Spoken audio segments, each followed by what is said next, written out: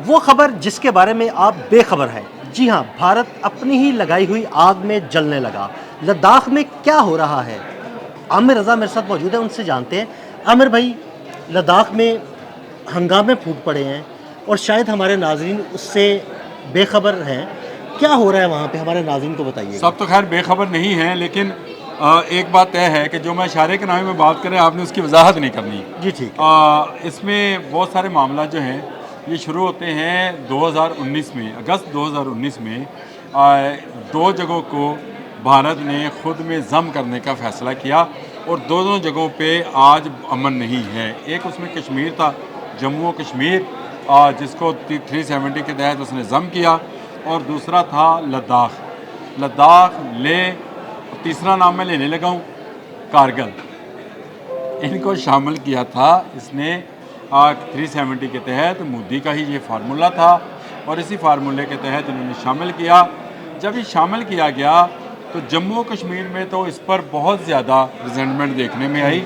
लद्दाख वो इलाका था जहाँ पर रहने वाले बुद्धिस्ट जो थे, वो यहाँ पे दो ही कम्युनिटी हैं, बुद्धिस्ट हैं और मुसलमान हैं, न्यूज़ीलैंड में रखिएगा बस पहली बात। बुद्धिस्ट जो थे वो उन्होंने इसको वेलकम किया और उन्होंने कहा कि हमसे वादा किया गया है कि यहाँ हिंदू प्रॉपर्टी नहीं बनाएंगे, यहाँ की नौकरियाँ यहाँ के नौजवानों को दी जाएंगी, यहाँ का सरमाया, यहाँ की सियाहत, यहाँ का पानी, डैम सब यहीं पर खर्च किया जाएगा।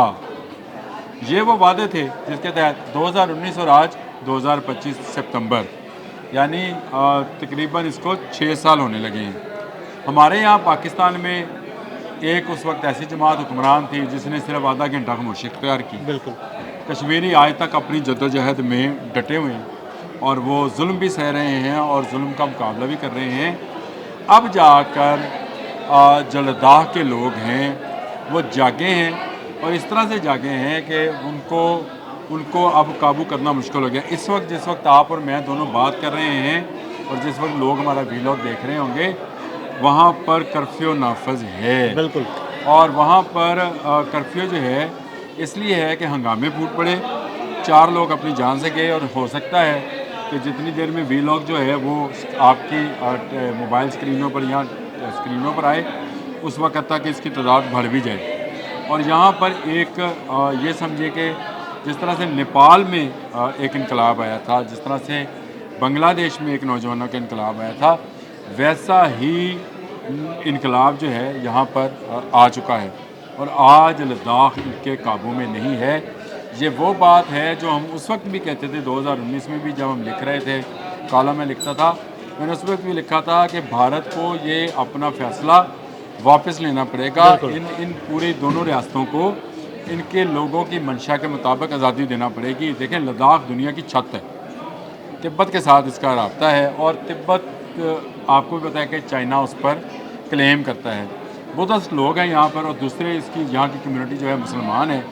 अब कारगिल डेमोक्रेटिक अलाइंस है, ये मुसलमानों का है जिसने तमाम मुसलमान जमातों को जो है इकट्ठा किया है। फिर इसके बाद जो बुद्ध हैं वो यहाँ पर हैं, लद्दाख बुद्ध एसोसिएशन है, वो लोग हैं। और एक शख्सियत और है, वो है सोनम वांगचू।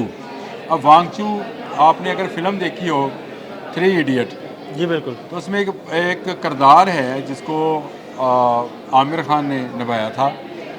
उस किरदार का काम ये था कि वो बग़ैर स्कूल में दाखिला लिए यूनिफॉर्म पहन के पढ़ लेता था और वो हाईएस्ट डिग्री तक, यानी वो इंजीनियर बना और उसके बाद उसने बेशुमार जो हैं इजादात भी की।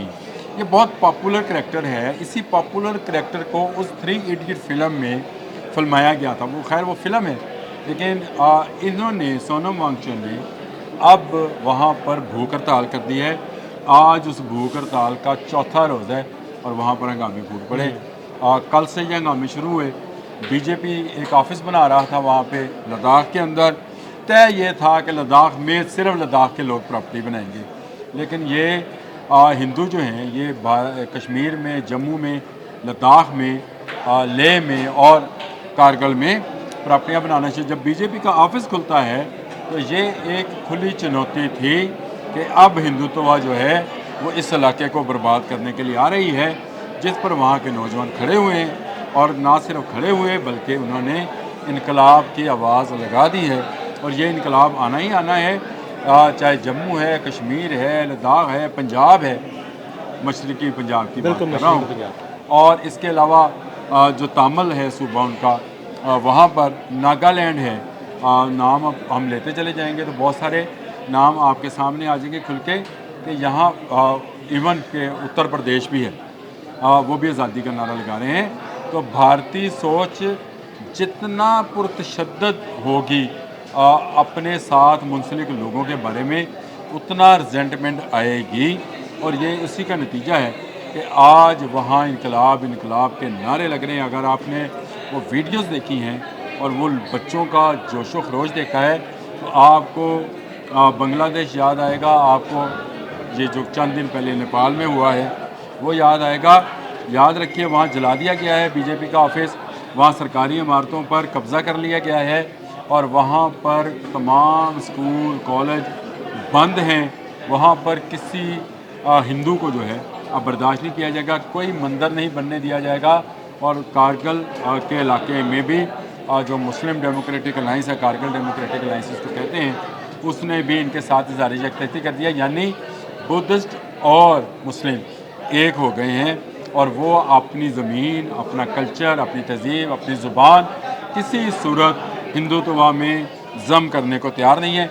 ये वो मुकदमा है जो कश्मीरी लड़ रहे हैं, ये मुकदमा है जो हम कौमी मुतहदा के लेके जाए हैं। और हमें ये चाहिए कि हमें भी ये मुकदमा भी अक़वाम मुत्तहिदा में उठानी चाहिए कि लद्दाख, लेह और कारगिल के लोगों को भी आज़ादी मिलनी चाहिए। बिल्कुल, बहुत शुक्रिया आमिर भाई जी। बिल्कुल बिल्कुल आमिर भाई ने बड़ी तफसील के साथ आपको लद्दाख की सूरत हाल के बारे में बताया। अदील अहमद और आमिर रज़ा को इजाज़त दीजिएगा। अल्लाह हाफ़िज़। दो जगहों को भारत ने खुद में ज़म करने का फ़ैसला किया, एक उसमें कश्मीर था और दूसरा था लद्दाख। तीसरा नाम मैं लेने लगा हूँ, कारगिल। मोदी का ही ये फार्मूला था। कश्मीरी आज तक अपनी जद्दोजहद में डटे हुए हैं और वो जुल्म भी सह रहे हैं और जुल्म का मुकाबला भी कर रहे हैं। जो लद्दाख के लोग हैं वो जागे हैं और इस तरह से जागे हैं कि उनको अब काबू करना मुश्किल हो गया। जिस तरह से नेपाल में एक इनकलाब आया था, जिस तरह से बांग्लादेश में एक नौजवानों का इनकलाब आया था, और आज लद्दाख इनके काबू में नहीं है।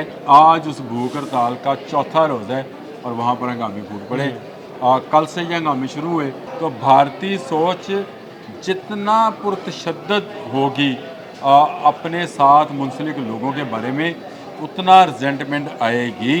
याद रखिए, वहाँ जला दिया गया है बीजेपी का ऑफिस, वहाँ सरकारी इमारतों पर कब्ज़ा कर लिया गया है और वहाँ पर तमाम स्कूल कॉलेज बंद हैं। वहाँ पर किसी हिंदू को जो है अब बर्दाश्त नहीं किया जाएगा, कोई मंदिर नहीं बनने दिया जाएगा।